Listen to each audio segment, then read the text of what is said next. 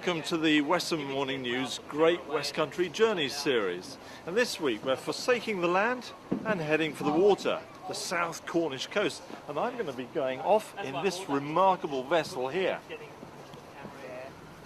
The Western Morning News team was joined by several other passengers for our sea safari aboard the Sea Quest, which is the largest purpose-built marine wildlife watching vessel in the UK.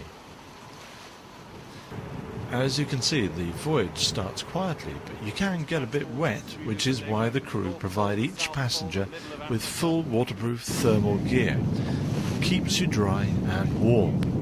At 10.6 metres in length, and with a massive 500 plus horsepower engine, the Sea Quest belts at high speed through the clear blue chop that perpetually worries the shores of the infamous Lizard East Coast, without too much worry, although the experience is somewhat bumpy, especially if you are trying to film proceedings.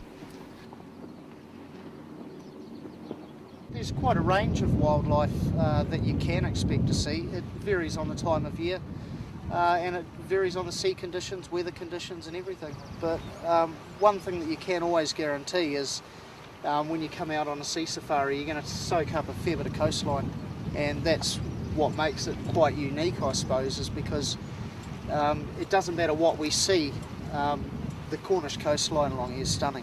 Give us an idea of where you will go to. You come out of Falmouth, and then where are we going today? Yeah. It certainly depends on the weather conditions, but generally on a 2-hour sea safari we'll go out of the Carrick Roads, out of Falmouth, come out this way like we did today and go through Falmouth Bay, up into the Halford, and then push on out towards Manacles.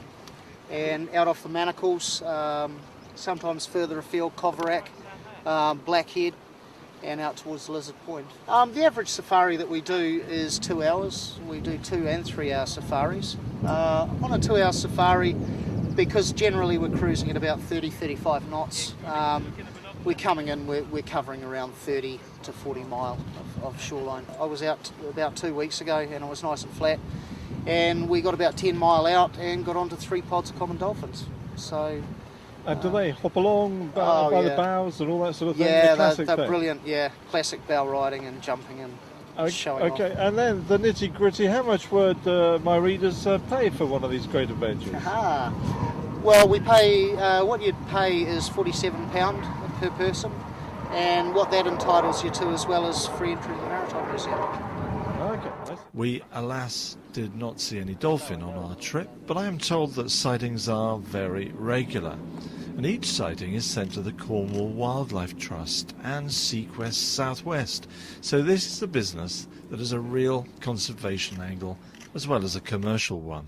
So we've just done 6 to 8 miles, very exciting miles, out from Falmouth to the fishing cove village here at Coverack, out on the Lizard Peninsula. And when I say exciting miles, they were exciting miles. I was hanging on for dear life up here on the bridge of this extraordinary boat. We went past the Manacles, the infamous reef which has sunk so many ships. And very bumpy it got too out there, and we saw gannets and other birds. It's all very exciting. A wonderful thing to do on a sunny Cornish day like this. I'd recommend it to anyone.